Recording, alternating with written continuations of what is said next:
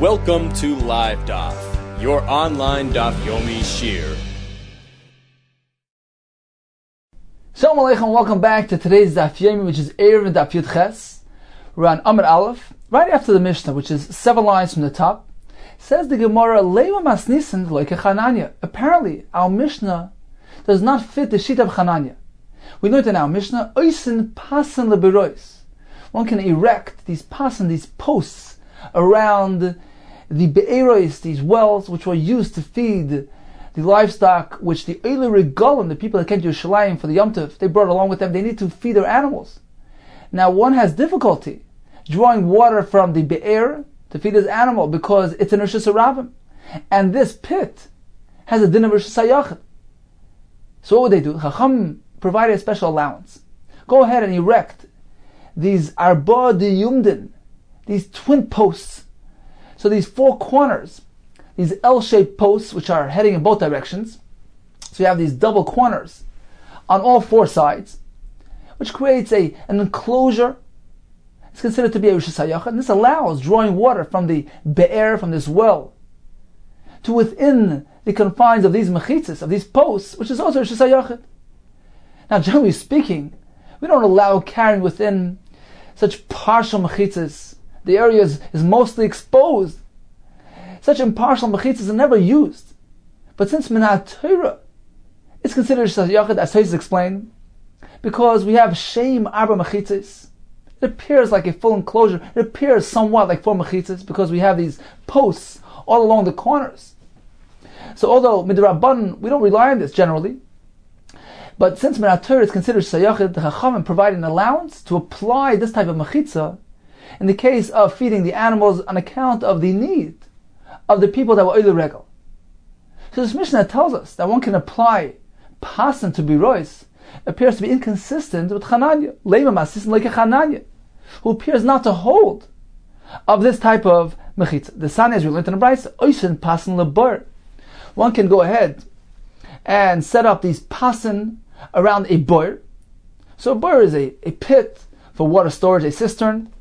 When it comes to shayara, which are these travelers, we learned earlier in Daf Zayin, one needs to surround them. In order to make a shayach, you need to encircle the area with ropes. As we learned, you place one on top of the other at a distance of less than 3 tefachim. So the concept of lavud, we consider that whole entire area to be fully enclosed. So only chavalim, which create a proper enclosure, can be employed for the shayar. But not pasan, which are merely partial mechitzas. That can only apply to a bur, on account of a special allowance, a special need for the Eile Regel.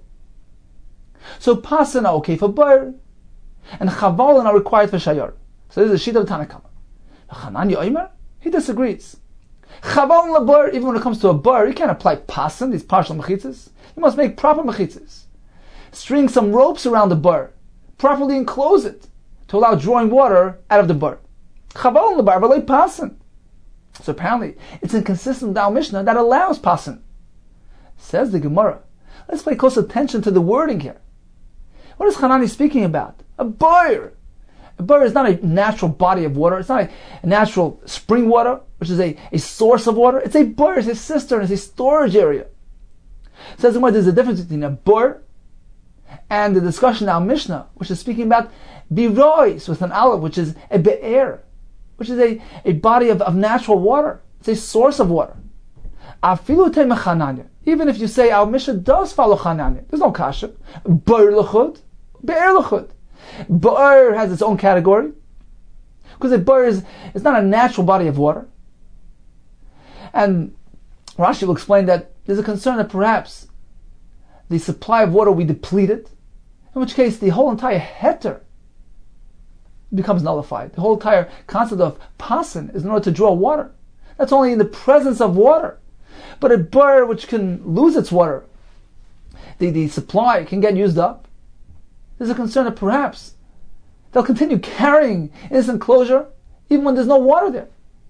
So it's only by bur that Hanani says you can't apply the pasan for this concern. Be'er l'chud, but be'er has its own category. Even Hanani would agree that a natural body of water, a well, which is its own source of water, which does not have the concern of the supply depleting, of it drying up, certainly you can apply the pasan. So Chananya does fit with our Mishnah. Let's take a look at Rashi inside, 16 lines from the top. Chavol l'shayara. So this was Tanakama told us that you can make pasan for a bar, but for shayara you need chavol. Because it's non-perakam, as we learned, makif and shleisha chavolim. You encircle this caravan with 3 ropes. The kula oimadu is considered to be entirely built up. It's like a proper mechitza. Aval pasan l'shayara Allah. You can't apply pasan, these partial mechitzas, these posts to shayara, because it's an incomplete mechitza. They have a paritz meruba. There's more exposure than built. This heter can only apply to a bur, because the farish that come on. This is a special allowance for the oily regal. So Mar tells us there's a difference between a bur and a bear. Bur is my mechunasim. It's simply a storage area for water. It's slated to dry up, to be depleted. That's why Chananya said it's also. There's even the paskim maya. Perhaps the water will be depleted, and the entire concept of those mechitzas will become nullified. The entire concept of pasibirois was only based on the need to feed the behemoths of the earlier golem. So this is strictly applied when there's water present. That's where Chanani differentiates between a bur, where there's a concern of depletion, and a be'er, where there's no such concern. So the Gemara initially figured that our Mishnah is not consistent with Chananya, who doesn't agree to the concept of pasan. The Gemara concludes he doesn't apply to a bur out of concern that the water may dry up, but certainly a be'er, which is a natural body of water, pasan can be applied to. Continues the Gemara, Ikad Amri. There was another version of this discussion. The fact that Chananya in the Brisa simply says you must apply chavolan, ropes, to a bur, and he doesn't specify that when it comes to a be'er, however, pasan can be applied. Apparently, he doesn't differentiate.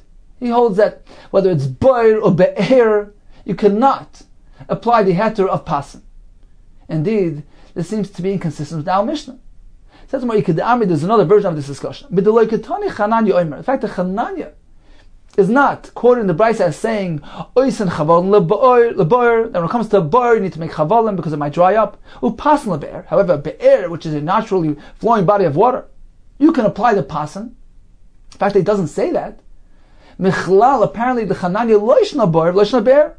In either case, whether it's bar or be'er, chavolim in pasan loy. The only thing you can do is apply ropes and create that proper enclosure, but not pasan. If so, it doesn't fit with our Mishnah. Shall we say that it's inconsistent with our Mishnah, which allows the pasan to be applied to the bear? Says yes, our Mishnah can fit with Chananya. And truly Chananya holds that pasan posts can be erected around a be'er, a natural body of water. Why then doesn't he make mention of this? Because he's simply referencing Tanakama. Tanakama spoke about a bur. So Chanani says, no, you can't apply it to a bur. But certainly, he would agree that when it comes to a be'er, a well, you can apply a pasan. Says in reference to what the Tanakama said, that you can apply pasan to a bur, Chanani responds and disagrees. No, you cannot. But certainly, he would also agree that when it comes to a be'er, pasan are legitimate. So in conclusion, the Gemara initially figured that our Mishnah does not fit with Chananya. The Gemara concludes, Chananya would allow pasan by a be'er. It's only by a bur that it doesn't, due to the fact that there's a concern that the supply might dry up, and they'll continue carrying within this enclosure. Continues the Gemara, perhaps our Mishnah does not fit Rabbi Kiva's shit, who tells us that one can erect pasan around a be'er, and also around a bur, just a cistern containing water, provided that it belongs to the rabbin. Rabbi Kiva holds that since it's a publicly owned bur, we're not concerned that it's going to dry up and people will continue carrying. The public will keep each other notified. They'll raise awareness. They'll remain cognizant of the fact that there needs to be water there. As soon as it dries up, they'll remind each other. So according to Rabbi Kiva, even a bur can feature pasan provided it belongs to the rabbin. Says where apparently it's not consistent with our Mishnah. Leimasnis like Rabbi Kiva. That's not as we learned. Echad be'er harabim, u'boir harabim. Whether it's a be'er, which is a well, or a bur, simply a cistern belonging to the rabbin, pasan can be applied. U'be'er hayachad, Likewise, if it's a be'er, a well, which belongs to a yachid, oisin lahem pasan, we can apply pasan. So whether we're speaking about a be'er that belongs to a rabbin or yachid, due to the fact that it's a natural flowing body of water, there's very little concern of the water drying up. And even a boir, simply a water storage cistern, provided that it belongs to a rabbin, where there's no concern they'll continue carrying erroneously, we can apply pasan. Aval boir hayachid. However, this boir, which belongs to a yachid, so there's two factors in the negative. Number one, it belongs to an individual. Perhaps he'll forget. He'll inadvertently continue carrying even when the water dries up. Number two, it's a boir, which is slated to be depleted. So since there are two negative factors, you cannot apply pasan. We need to create a proper enclosure of 10 tefachim. Divrei Rabbi Akiva. So Rabbi Akiva tells us that even a boir, provided it belongs to a rabbin, can feature pasan, does not seem consistent with our Mishnah. Why? In our Mishnah, Ketani, it says, Libirois. Libirois, in only the be'erois, the natural wells, can have pasan, because there's no concern of drying up. Libirois loy. But merely cisterns cannot feature pasan, even if it belongs to a rabbin. So this seems to be in dispute of Rabbi Akiva. So look, no, I feel the Rabbi Akiva. Perhaps even our Mishnah can fit even like Rabbi Akiva. And our Mishnah will hold that when it belongs to a rabbin, you can build pasan even around a boir, because they'll keep each other cognizant and aware to only carry when there's water there. So why then does the Mishnah merely mention bira'os with an aleph, which appears to be speaking about wells and not boiros? Simply due to clarity. That's why the Mishnah didn't want to get involved in intricacies and details. Therefore, it mentions something which is broad. Be'er mayim chayim de psikale, the be'er of mayim chayim, naturally flowing water, which is clear cut. Lashna de rabbim, lashna de yachid. It's irrelevant whether it's publicly owned or privately owned. You can apply the pasim. Katani, that's what the Mishnah mentions. It's a clear cut halacha. Boir mechanas, however, this boir which contains water within it, this cistern, like psikale, it's not a clear cut halacha. Because only if it belongs to a rabbin can it have the pasim, but not if it belongs to a yachid. Like Tani, therefore the Mishnah avoided discussion. But certainly in principle, the Mishnah agrees that a boir, if it belongs to a rabbin, a pasin can be erected around it. So initially the Gemara figured that it seems that our Mishnah does not agree to Rabbi Akiva. The Gemara concluded, yes, perhaps our Mishnah would agree that even a boir de rabbin can have pasin. Continues the Gemara, perhaps our Mishnah is not consistent with Rabbi Ben Baba, who is very restrictive when it comes to pasin. It's not Rabbi Ben Baba Imer. He requires two favorable factors. Number one, needs to be a be'er, a natural body of water, which has very little chance of depleting and diminishing and drying up. Number two, it needs to belong to a rabbin, in which case, even in the event that it does dry up, they'll remind each other. And this will prevent erroneous carrying. So he holds that only in this case can one apply pasin. Very restrictive. Vilu hacha katani. However, and our Mishnah says, libirais. One can apply these posts to birais. It's a plural term. Apparently, loishna de rab, loishna de yachid. Whether this be'er belongs to the public or privately owned, pasim are applicable. So it doesn't fit with Rabbi Ben Bava, who tells us only a be'er de rabim can have pasim. Says no, I feel a tema Rabbi Ben Bava. The Mishnah can fit even according to the sheet. My birais. What does it mean birais? The Mishnah is strictly speaking about a be'er that belongs to the rabbin. Why the plural term birais? Birais the alma. The Mishnah is merely referencing all the many be'eris we have in the world which are publicly owned. It never meant to include the be'er of the yachid. So initially the Gemara figured that the Mishnah, which seems to allow the pasin even by a be'er of the yachid, is inconsistent with Rabbi Ben Bava. The Gemara concludes perhaps it's not so. Our Mishnah would agree that this heter of pasin is a very narrow heter. It's only directed at a be'er of the rabbin. Birais is just a plural term referring to all the publicly owned wells. So in summary, regarding erecting pasim, we have three shittas. Rabbi Akiva tells us you can make pasim by any type of be'er, a natural body of water, whether it belongs to the rabbin or the yachid. When it comes to a boir, a cistern, only if it's a publicly owned cistern, well, we're not concerned that they'll continue carrying after the depletion of the supply. They'll remind each other, they'll keep each other aware. Therefore, pasin can be used. Hanani maintains it can only be applied to be'er, which is a natural body of water, where there's less concern of drying up. According to Vidu and Bava, we need two favorable factors. Number one, it needs to be a be'er. Number two, only if it's strictly publicly owned. Continues the Gemara. So the Mishnah told us one can make pasin arba diyumdin. Says the Gemara, my diyumdin. What is the root source of this? What is the shirish of this word? Omar v'yimar ben Elazar, du amudin. It's a double post. So du is two, in French du is two. So it's a double post. It's an L-shaped post. So it's one, but it's a twin post, facing in both directions. So carrying on with the concept of du, says the Gemara, Tanan Hasam, we have a Mishnah in Demai. So Demai is produce purchased from an unlearned fellow on Ma'aretz, who's concerned that perhaps he didn't separate the Trumas and Maisers properly. Chacham required one to do some Trumas and Maisers for concern that it wasn't done by the Amoritz. So we learned in the Mishnah, Tan Hasam, Rabbi Doimer, Kol Hashisim Turim, all the different types of these low qualities, these inferior varieties of figs are pater from the Chiva Dmai.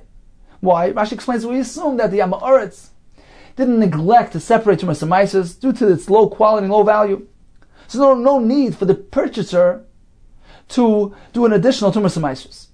So all these Shisan are pater, chutz min ha-dufra, except for this fig variety called Jufra, which is chashav, which is higher in quality, higher in value, where there's a real concern that perhaps the Ma'aretz did not fulfill his obligations.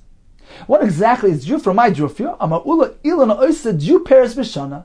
So again, we have the word Ju, meaning it produces fruit twice a year. So Jufra means two fruits, double produce. Carries on the Gemara with the concept of Ju.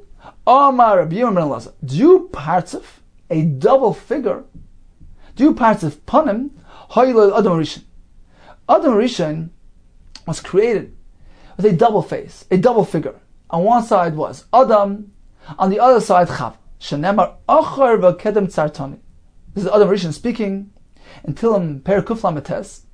He tells Hashem, you've created me in the back and the front. What does he mean to say? You created me as a double person, two tzuras, two faces. One side was Adam, one side was Chav. Continues the Gemara. The pasuk says, "Vayiven Hashem lekim es hatzela." Hashem built the tzela, which means the side of Adam Rishon, and fashioned that into his wife and his wife Chav. We have two approaches. What exactly is this tzela? Rav Shmuel.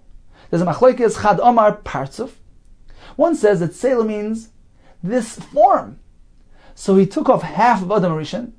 So he was a double form. Hashem removed the one form and fashioned into Chava. The Chadam, the other shita says, Zonav, was merely a tail which he had. Hashem took that and formed it into Chava.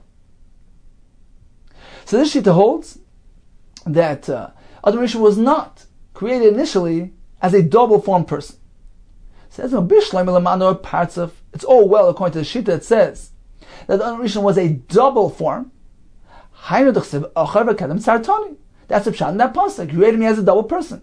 Elam Adam is Zonav. According to the other shita, which maintains that Hashem really removed his tail and fashioned Chava, but he was not created as a double formed person. My Achav Kedem Tzartani. What is the pshat in that pasuk? Kedar Ami. Kedar Ami. It's an entirely different concept that's being discussed here. Ochar Lamasa Bereshis. Ochar means you've created me last to the creation of the world. I came in last. Everything was prepared for me. V'kedem le'puranis. So achar v'kedem means achar, I was created last. V'kedem le'puranis. I am the forerunner for puranis. The Gemara will explain. B'shleima achar l'masa b'reishis. Certainly we understand what that means. Lo yivriad mali Shabbat is created only on Friday. So everything was already prepared. So he was the last thing created. Ela v'kedem le'puranis mai. What does it mean when he says he's kedem for puranis? He was the forerunner for puranis. Doesn't mean that he received the klala first on account of eating Eitz Hadas. Doesn't mean that's not the case.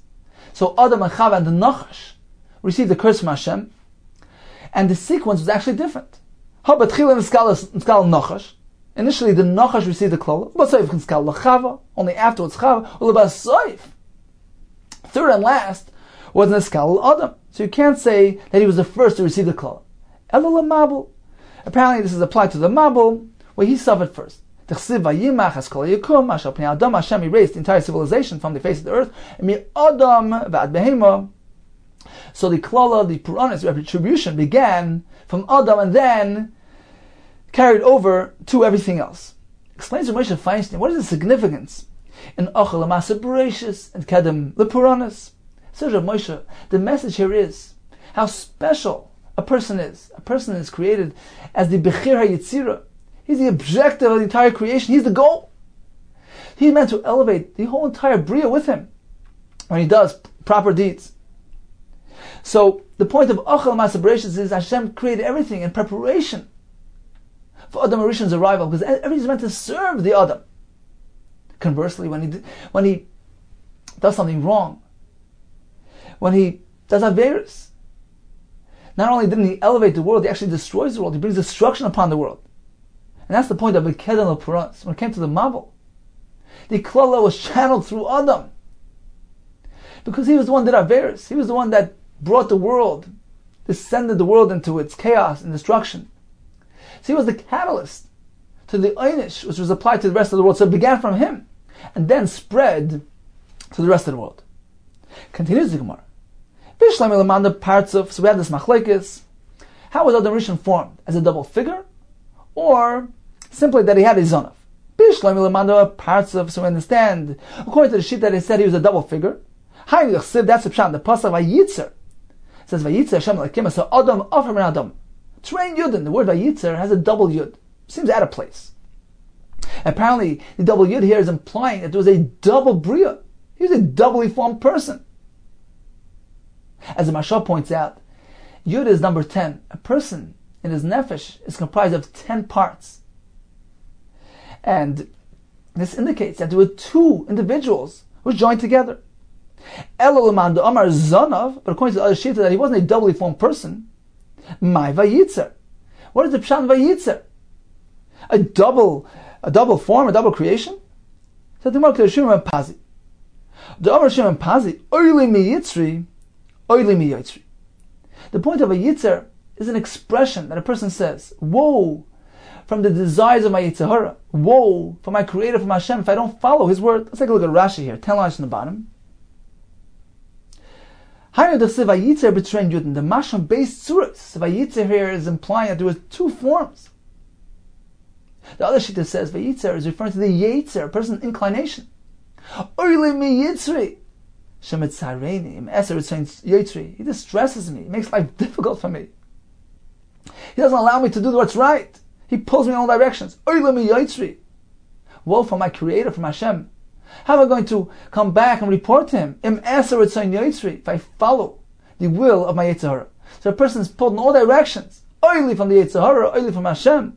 That's a pshat and vayitzer. A person is hanging in balance and constantly needs to deal with all these forces that are pulling him in all directions. Continues the Gemara. We understand, according to the sheet that says he was a double form, that Hashem created Adam Rishon, Zachar Nekeva, Baram, which implies that indeed he was a double figure. Baram, there was a Zachar Nekeva together. Elam Adam Zanav, according to the sheet, that he was just all by himself. He had a Zanav from which Hashem formed Chava. My Zachar Nekeva Baram. What does it mean that Hashem created the Zachar Nekeva Baram? He created them together. Says the Gemara, look at the Ravo. It's coming to teach us as follows. The Ravo Rami, he has to steer. We have a contradiction between the pasuk that says Ksiv Zachar Nekeva Bra, which implies that initially there was a Zachar Nekeva which were created separately. Uksiv B'Tselem Lakim Bara Oisoi. The pasuk then says, no, there was just one, there was just Adam. Hashem didn't initially create Adam and Chava. Says the Gemara, what does this mean? But also machshava livrei shnayim. Initially, Hashem had a machshava to create Adam and Chava separately. That's the pshat Zachar Nekeva Bra'am, to create them as separate entities. Obasoif. But eventually, lo yivnivra le'echad. In actuality, Adam Rishon was created as one, meaning that included in Adam was Chava. So we're working with the Shita that says that Chava was created from the Zonav of Adam. So Hashem initially combined Adam and Chava together. As Ramban points out, the point here is that Hashem wanted, unlike animals that just made out of, it's just a natural function, out of convenience, etc., by a person.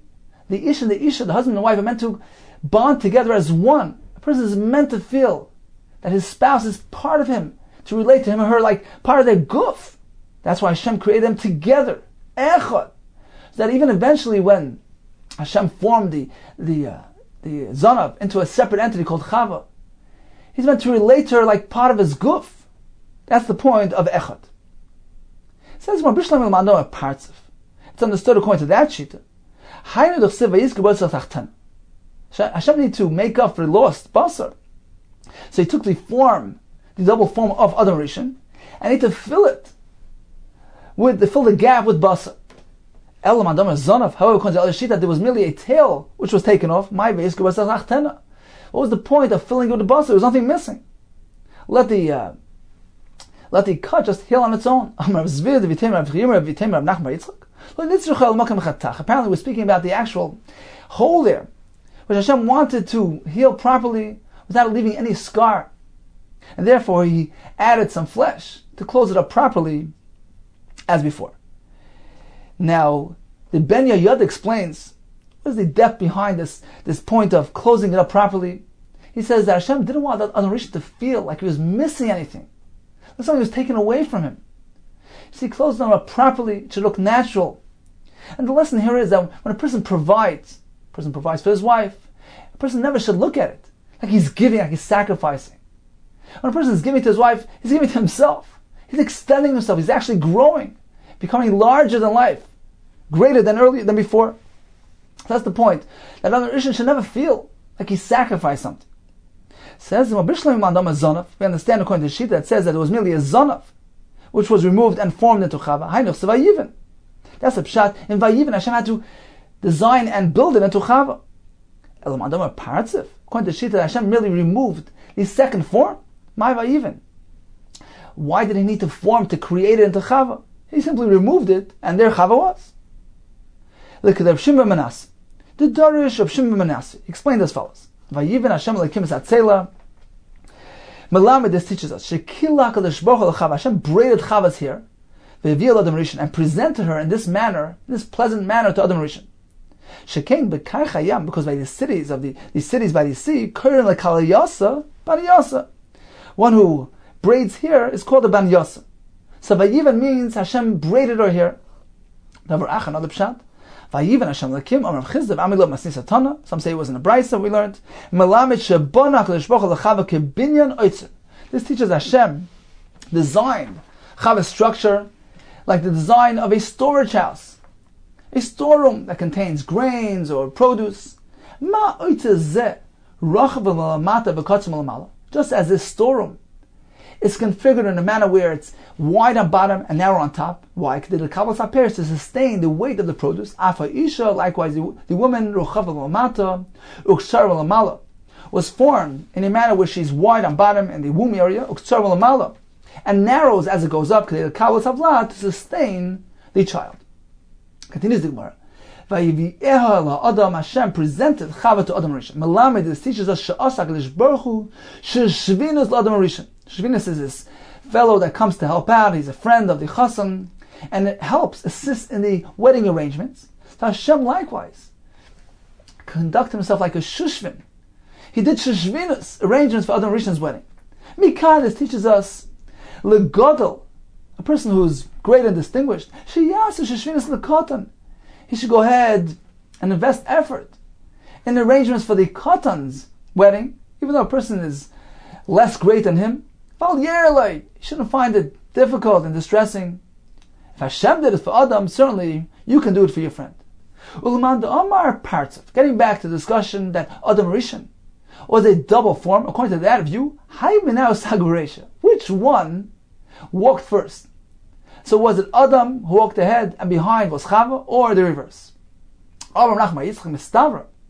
It is logical to say the Zachar Sagi Beresha, that actually Adam was the one who led the way. The Sani is learned in the Brisa. A person should never walk behind a woman on the road, even if it's his own wife. It's inappropriate. A man is meant to lead the way. He's meant to be the provider. It's inappropriate to walk behind the wife. So if you're walking on a bridge and you encounter this woman, a strange woman, go ahead and maneuver yourself so that she should be on your side.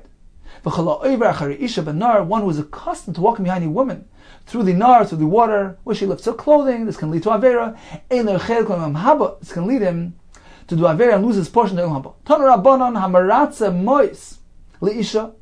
If one hands coins to a woman, from his hand to hers, so he's counting the coins, or receiving the coins from her hand to his hand, he's doing it intentionally, to gaze at her.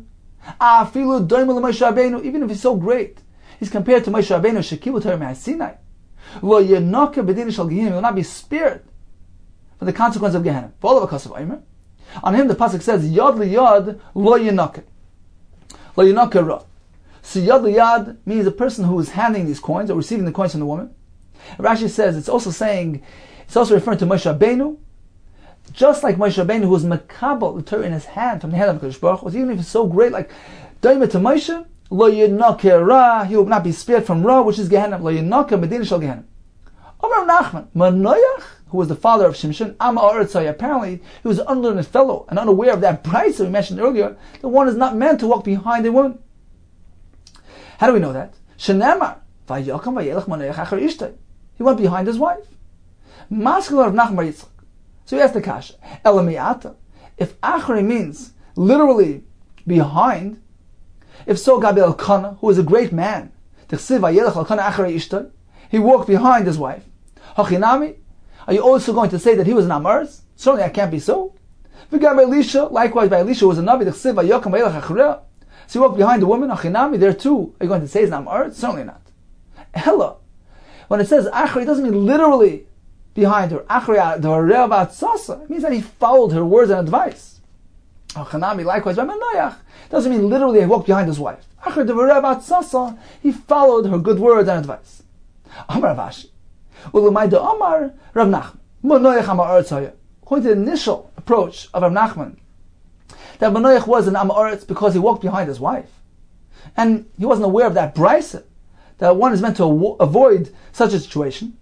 If that would be the case, that he literally walked behind her, apparently he wasn't even versed with the words, with the psukim that the children learn in the yeshiva. Which pasuk? The chsiv. V'atakim Rivka v'naraseh, v'terkavna ala gmalim. So Rivka and her maidservants got up and they rode on the camels, v'tilach nacharei ish, and they rode behind the man. Now the pasuk adds acharei ish, which seems to be self-evident. Of course, he was leading the way. So why is it necessary to state that they went behind the man, behind Eliezer? We learn from here, acharei ish is very specific. V'lo lifnei ish, meant to walk behind. The woman is not meant to precede the man, rather go behind him. So it's a pasuk in the Torah which teaches us this lesson. What if one is faced with an option? Behind a woman, behind a lion, which poses physical danger. Says Rabbi Yochanan, one is meant to choose the option of the lion, which merely poses physical danger. Prefer that over the spiritual danger which is presented by walking behind a woman.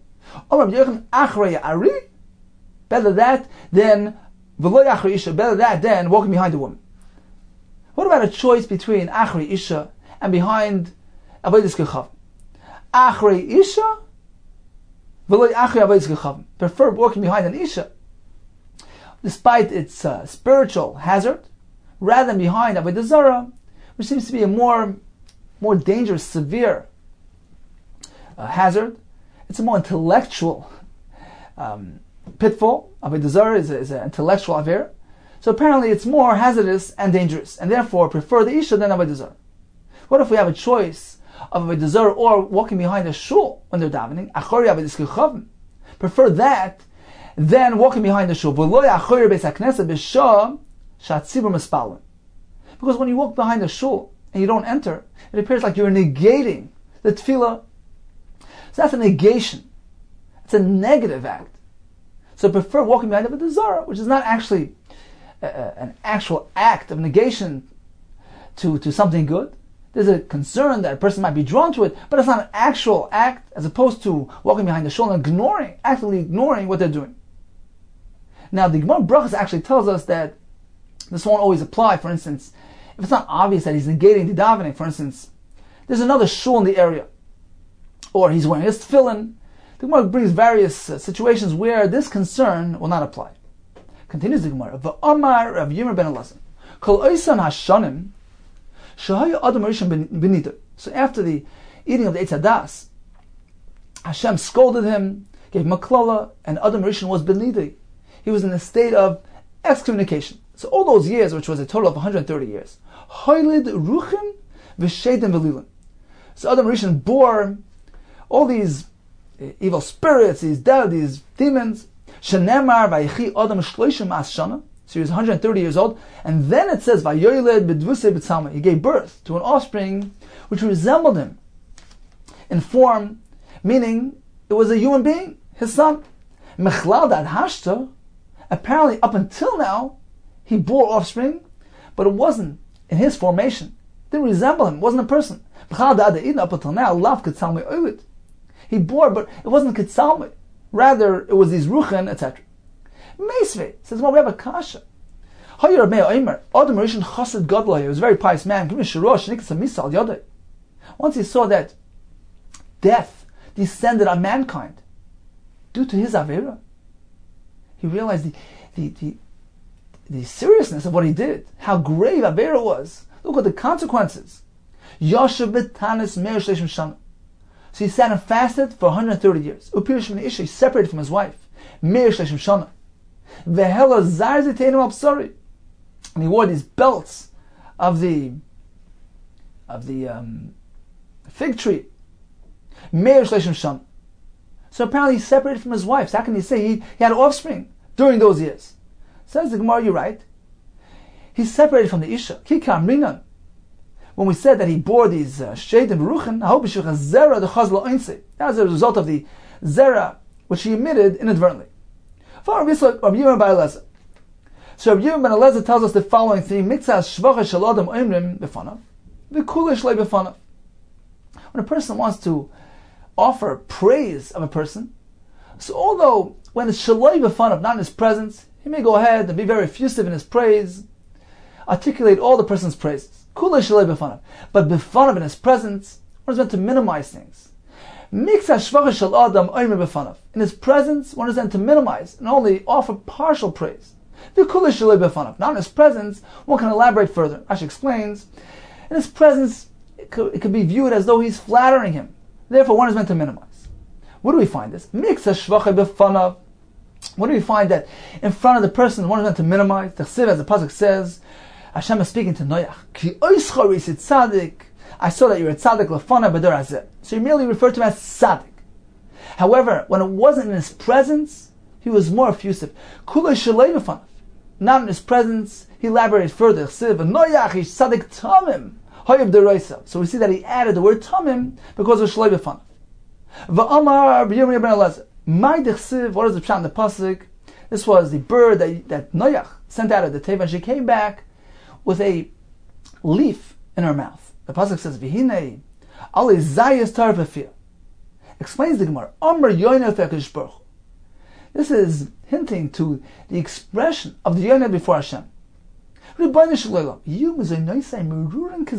I prefer that my sustenance should be bitter like this olive tree. As long as it's given over to your hands, as long as you sustain me. I'd rather that than have sweet and appetizing food, sweet like honey, which is dependent upon a human. Meaning, Noach was the one who supported the Yaina. Now she said to Hashem, I prefer taking from you, even if it's bitter like a zayis. So that's the pshat. V'hine ole zayis, taraf afiyah. And taraf is referring to sustenance. So taraf afiyah, she was expressing her desire to receive sustenance from Hashem. Ksiv hocha taraf, The pasuk here employs the term Torah. And elsewhere it says that so provide for me my needs, my bread. So you see that Torah is in reference to sustenance. For Amar Yirmiyah ben Elazar, called Bayis Shenishmoim B'Divrei Torah B'Layla. When there's Divrei Torah heard within the person's home during nighttime, so specifically at night, Rambam says it's very important to learn at night. Apparently, nighttime is extra difficult, involves more effort. The person is tired after a full day, so learning at night is really extra special. And when there's Divrei Torah heard throughout a home at night, Shubin Nechrav, this home will not be destroyed. Shenemar v'lo yomar. A person will have no need to express to Hashem, say, where's my Hashem who made me? I'm right now in a state of destruction. He won't need to say that, because he won't experience destruction, because Noisin Zmiras Baloila, because in this home, he is offering Zmira, song during nighttime, is referring to the words of Torah. From the time of the Churban, some have the Gersa Daya Adam. It is sufficient for the person that he makes use with the short version of Hashem's name, rather than using the full name of Yud and a Hey and a Vav and a Hey, which was used in the Beis Hamikdash when the Kehanim used to say Berachos Kehanim.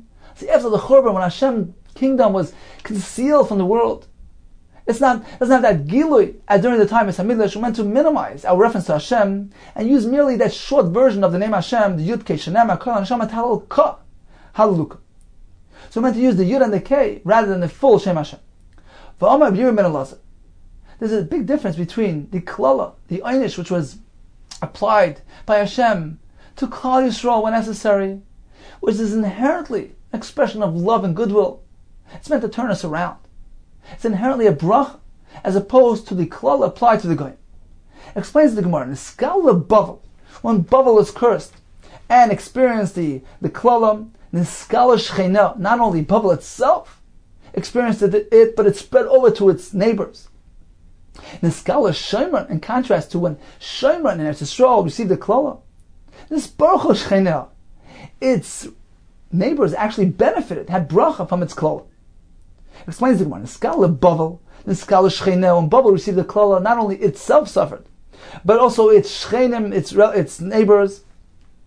As Rashi says, Oile Rasha, Oile Shechena, wolf to the Rasha, and the neighbors of the Rasha. So his klala spreads to his neighbors as well. The Chsiv, as it says of Samtir, Lemoyash Kipoid, Hashem is referring to Bavel. I'll establish it as inheritance to the wild animals, and wild animals roam throughout. They spread throughout the neighbors as well. Mine, swamps of water. So you see that the klala spreads. In contrast to Eretz Yisrael and Skala Shemron, when Shemron was cursed in his Baruch Shechena, there was bracha which spread to its neighbors. I will establish Shemron as a desolate field, as a planting place for the vineyard. And Rashi says the Shechenim benefited from using the Shemron as planting areas to produce produce. Tosfos points out that the Yidden actually benefited from it, because we're speaking when the Aseres HaShvatim, the Klala here, the Einish, was to the people living in the Shemron area, but the Bnei Yehuda was still present as Yisrael, and they benefited from the situation in the Shemron. So the point again here is that the Klala, the Einish, applied to Klal Yisrael, to Shemron, was meant to turn us around. It wasn't meant to destroy us. As opposed to the Klala, which is applied to Bavel, which is something of destruction, which is inherently Ra, and therefore that spreads throughout.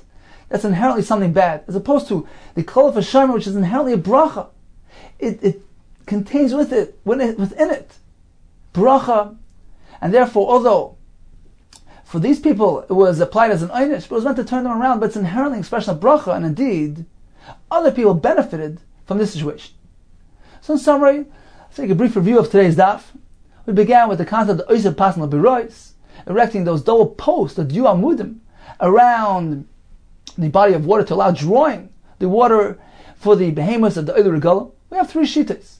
Rakiva says one can erect these posts around a be'er, a natural body of water, spring water, whether it belongs to Rabbim or Yachid, and even to a bird, which is merely a cistern of water, provided it belongs to the Rabbim, in which case they'll keep each other aware and cognizant of whether or not one may carry there, because as we said, the carrying is only allowed on account of the water which needs to be drawn. And the mechitza is only effective as long as there's water present. We have Chanani Shita, which says one can surround the be'er with pasan, regardless of whether it's publicly owned or privately owned. The be'er carries very little concern of depleting and drying up. Therefore, pasan can be applied. Eruvin Baba is very restrictive. He says only if both factors are favorable. Number one, it's a natural body of water, it's a be'er, and also belongs to the rabbim, who will keep each other cognizant and aware regarding the status of the be'er. We continue discussing the source, root of the word diumdin, which is a combined word of duamudim. The Gemara proceeded with the jufra, those figs which are produced twice a year. We have dupartzufin, the double form of Adam Rishon. One side was Adam, one side of Chava. We discussed various topics. The Gemara told us Hashem took part in the arrangements of the marriage between Adam and Chava. It's come to teach us that one should invest effort in helping them get married, even if a person is a katan and he's a great man. The Gemara tells us the person is not meant to walk behind a woman. The Gemara says when we're speaking about the shvach of a person offers, he prays. If it's in his presence, you're meant to minimize things. The Gemara tells us that a home which experiences divrei Torah heard within the home at night, that home will be spared from destruction. And finally, the Gemara makes that distinction between the klala to Bavel and the klala to Shaiman, which was inherently a bracha.